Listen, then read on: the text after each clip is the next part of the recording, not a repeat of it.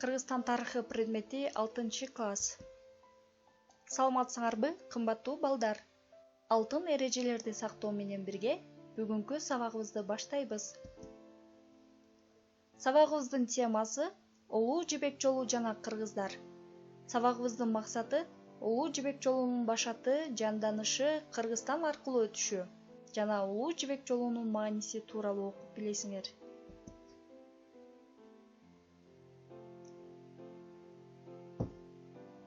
Улуу жибек жолу биздин заманга чейин экинчи кылымдын ортосунан орто кылымдардын ортосуна чейин өкүм сүргөн эл аралык соода жана маданий карым-катнаш жолунун аталышы.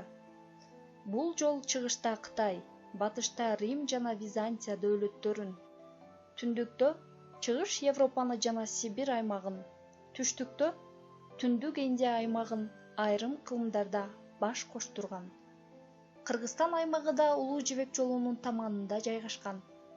Соода кербендери Кыргызстандагы Ош, Өзгөн, Баласагын, Суяп, Барскан, Кочкор башы, Ат башы, Тоң сыяктуу орто кылымдардагы шаарлар аркылуу өткөн. Бул чөлкөмдүн өнүгүшүндө Улуу жибек жолу чоң роль ойногон. Жол аркылуу башка товар катары Кытайда өндүрүлгөн жибек эсептелген. Ушундан улам да Улуу жибек жолу деп аталган. Археологдордун маалыматына таянсак, жибек жолу аталганга чейин биздин замандын 3000 жылдыкта бул жол аркылуу Памирден Индияга жана Месопотамияга товар катары лазурит ташы ташылган. Ошондуктан лазурит жолу деп биздин заманга чейин 2000 жылдыкта Байкалдын жээктеринен жана Чыгыш Саяндан Кытайга нефрит ташы дагы ташылып турган. Жана ошондой эле нефрит жолу деп да аталган. Биздин заманга чейин 123-119 жылдары Кытайлардын көчмөн хун урууларынын кыңк эттирбей багындырышы менен батышка жол ачылган. Бирок ортодо бир нече кылымдар бою жол пайдаланылбай да калган. Биздин заманга чейин 2-кылымда жолдун жанданышына Кытайдын саякатчысы Чжан Сяндын биздин заманга чейинки 138-128 жылдардагы усундарга жана юэчжелерге дипломатиялык миссия менен келиши түрткү болгон. Анткени ал өзү көргөн жерлерди картага түшүрүп, Кытай менен батыштын байланышын камсыз кыла турган жолдун нугун аныктаган. Чыгыш менен батыштагы бириктирген Улуу жибек жолу эки негизги бутакка бөлүнгөн. Түндүгү Кытайдын түндүк бөлүгүнөн башталып, Памир жана Арал аймактары аркылуу, ал эми төмөнкү Волга жана Кара деңиздер аркылуу дагы өткөн.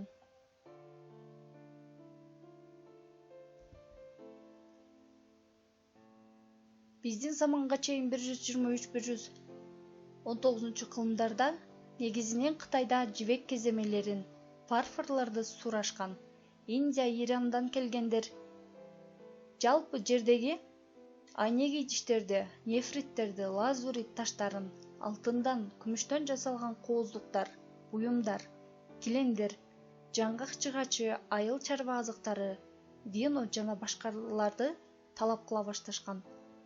Сооданын өнүгүшү менен Улуу жибек жолунун боюнда шаарлар пайда болгон. Кол өнөрчүлүк да жакшы өнүккөн. Бул шаарлардагы кербен сарайларга кербенчилер түнөп, эс алышып жана товарларын сактаган. Улуу жибек жолунун ар кайсы доорлордо көптөгөн империялар көзөмөлдөгөн. Мындай көзөмөлдөө кербендердин эс алуусун, соодасын жана коопсуздугун камсыз кылган. Улуу жибек жолунун бир бутагы Кыргызстан аркылуу өткөн. Кыргызстан аркылуу өткөн жол эки бутакка бөлүнүп, бир бутагы Фергана менен Алайды, ал эми экинчи бутагы Чүй менен Ысык көл аркылуу өткөн. Фергана өрөөнү аркылуу өткөн жол Ош шаарына келип, Талдык бели аркылуу Алайга чыккан. Андан Эркештан бели аркылуу Чыгыш Түркистанга кеткен.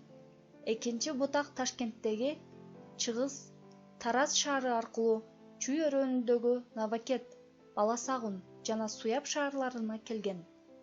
Мындан ары кербендер боом капчыгайы менен ысык көлгө жеткен.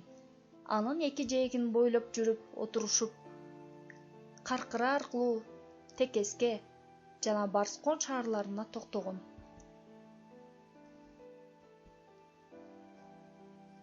Андан ары Беделдин бели аркылуу Кашкарга бет алган. Эки жол тең чыгыш Түркистанга өткөн. Соода жолунун ачылышы чыгыш менен батыштагы мамлекеттердин эл аралык мамилелерин жакшырышына ыңгайлуу шарттар түзүлгөн. Соода мамилелери аркылуу элдер ар түрдүү мамлекеттерде өндүрүлгөн товарларды жасоонун технологияларын үйрөнүшкөн. Мисалы, жибек мурда Кытайда гана жасалса, кийин ал Самарканд, Фергана, Бухара шаарларында өндүрүлгөн. Кытай жибеги эң керектүү товарга айланган. Улуу жибек жолу аркылуу илимдин, искусствонун жетишкендиктери да тараган. Сооданын өнүгүшү менен математикалык түшүнүктөр кеңейген. Кытайлыктар Орто Азиянын врачтарынын адамга хирургиялык операцияларды жасоо ыкмаларына үйрөнүшкөн. Орто Азиялыктардын музыка, би, цирк оңдуу искусство өнөрлөрү башка өлкөлөргө тараган. Кытай куруучулары курулушта имараттарды жаныбарлардын, арстандардын, төөлөрдүн, филдердин сүрөттөрү менен кооздогонду Орто Азия элдеринен үйрөнгөн. Ошол эле учурда Орто Азиялыктар кытайлыктардан жибек кеземелерге түрдүү түстөгү саймаларды, сүрөттөрдү түшүрүү ыкмасын үйрөнгөн. Лакты пайдаланууну үйрөнүп, бул өнөрдү батыштагы элдерге тараткан. Улуу жибек жолу аркылуу чыгыш менен батыштын элинин маданияты тыгыз байланышканын археологиялык табылгаларда күбө.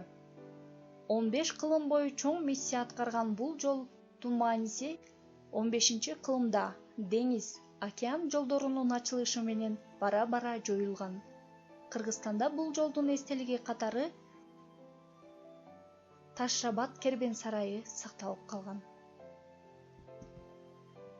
Анда эмесе балдар, жаңы тема түшүнүктүү болгон болсо, үйгө тапшырма китебиңерден 22 параграфты окуйсуңар, кийинки сабакта мультиуроктон тестке даярданасыңар. Кийинки сабактан көрүшкөнчө саламатта калгыла.